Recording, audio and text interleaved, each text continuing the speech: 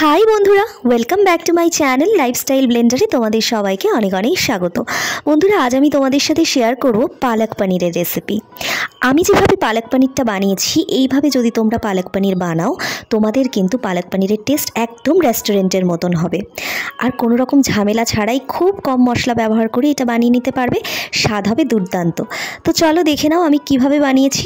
প্রথমে আমি পালং শাকটাকে গোড়া থেকে বাদ দিয়ে একটু লম্বা লম্বা যে ডাঁটি, সেই ডাঁটিটা আমি একটু নিয়েছি, আর নিয়েছি পালং শাকটা। এটাকে কিন্তু ভালোভাবে আমি একটু সেদ্ধ করে নিচ্ছি। এরপরে দেখো পনিরটা আমি এরকম চৌকো চৌকো করে ছোট ছোট করে শেপ করে কেটে নিয়েছি। তোমরা তোমাদের পছন্দ মতো শেপ করে কেটে নিতে পারবে। এবার একটা ব্লেন্ডার জারে সেদ্ধ করা পালং শাকটা দিয়ে এর একটা পেস্ট বানিয়ে নেব। পালং শাকটা যখন ব্লেন্ডার জারে দেবে, দেখবে যেন কোনো জল না থাকে।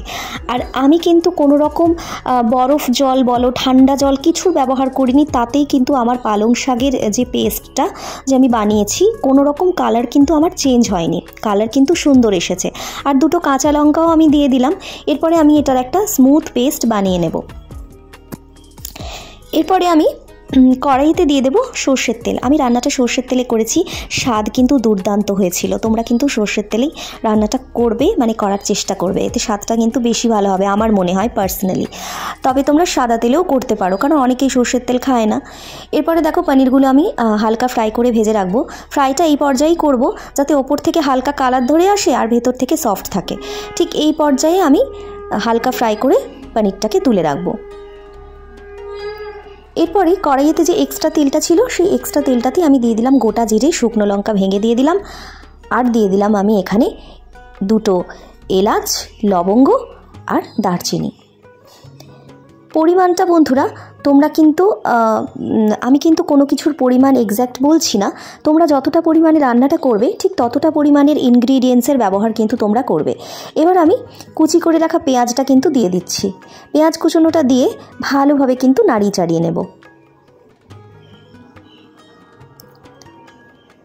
ঠিক যেভাবে বলছি সেই প্রসেসটাকেই কিন্তু ফলো করে রান্নাটা করবে, দুর্দান্ত হয় বন্ধুরা, আমি গ্যারেন্টি দিচ্ছি। এরপরে আমি দিয়ে দিলাম পরিমাণ মতো নুন, যাতে পেঁয়াজটা আমার একটু গলে যায়। দিয়ে দেব পরিমাণ মতন হলুদ। হলুদ আর নুন দিয়ে পেঁয়াজটাকে আরেকটু ভালোভাবে নাড়িয়ে চাড়িয়ে নিচ্ছি।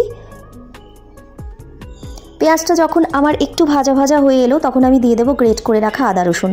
আমি কোনো বাটাবাটির ঝামেলাতে যাইনি, একদম গ্রেট করে দিয়ে দিলাম।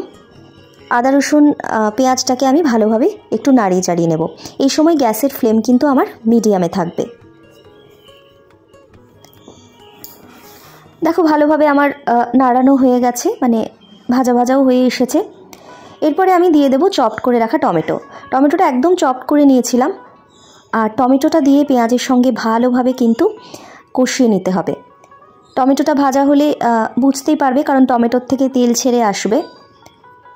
আর টমেটোর কাঁচা গন্ধটাও চলে যাওয়ার মতন ভেজে নিতে হবে। এরপরে টমেটোর টক ভাবটাকে ব্যালেন্স করার জন্য দিয়ে দেবো চিনি। মিষ্টিটা তোমরা তোমাদের পরিমাণ মতো দেবে, তবে মিষ্টিটা সেইভাবেই বুঝে দেবে, কারণ এটা পালক পনির তো একটু মিষ্টিটা কিন্তু দিতে হবে, নাহলে কিন্তু ভালো লাগবে না। ভালোভাবে নাড়িয়ে চাড়িয়ে নিয়েছি। নাড়িয়ে চাড়িয়ে নেওয়ার পর টমেটো থেকে দেখো তেল ছেড়েও আমার এসেছে। এই পর্যায়ে আমি দিয়ে দিলাম কাশ্মীরি লঙ্কা গুঁড়োটা কালারের জন্য। এটা দেবে, তাতে কালারটা কিন্তু ভালো আসবে। কাশ্মীরি লঙ্কা গুঁড়ো দিয়ে ভালোভাবে নাড়িয়ে চাড়িয়ে নিচ্ছি। পুরো মশলাটাকে ভালোভাবে দেখো আমি কষিয়ে নিচ্ছি।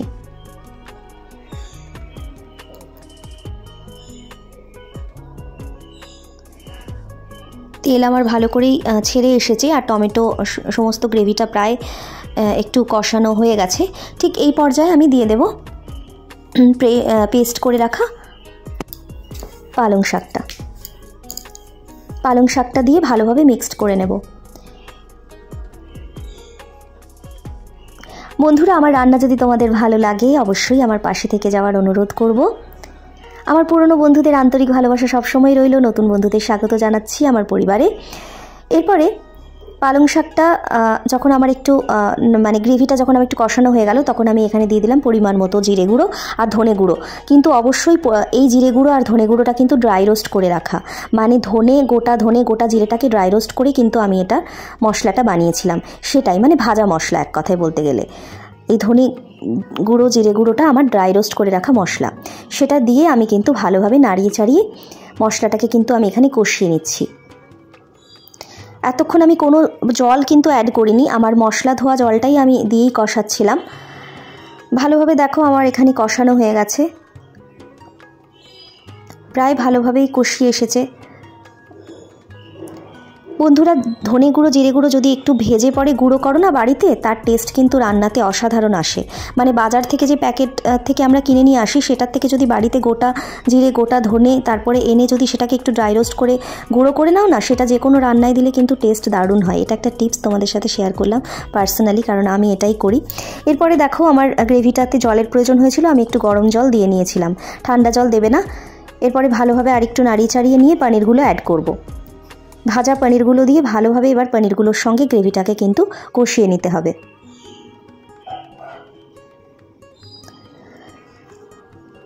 ভালোভাবে আমি কষিয়ে নিচ্ছি। এবার একটু বাটার আমি এখানে দিয়ে দিলাম, তাতে টেস্টটা একদম রেস্টুরেন্টের মতো আসবে, আর মানে দ্বিগুণ হয়ে যাবে খাবারের টেস্টটা। বাটার দিলে এমনিতেই এই সমস্ত রান্না দারুণ হয়, সবাই জানো, তাও বলে দিলাম। এই দেখো, জাস্ট দারুণ, মানে রুটি পরোটা দিয়ে এত সুন্দর লাগবে, মানে বলার বাইরে। এরপরে আমি ফাইনালি গরম জল দিয়ে দিলাম, আমার যতটা দরকার ততটা দিয়ে আমি এবারে এটাকে একদম ড্রাই হওয়া অবধি ফুটিয়ে নিচ্ছি। প্রায় আমার জল কমে এসেছে, রান্না প্রায় হবার দিকে। এই দেখো, রান্না আমার পুরো কমপ্লিট। কালারটা দেখেছো কত সুন্দর এসেছে।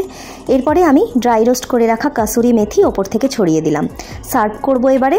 বন্ধুরা, অসাধারণ হয়েছিল। রুটি পরোটা ভাতের সঙ্গে আমি জানি না কেমন লাগে, তবে রুটি পরোটা, লাচ্ছা পরোটা বলো, বেবি নান বলো, দারুণ লাগবে।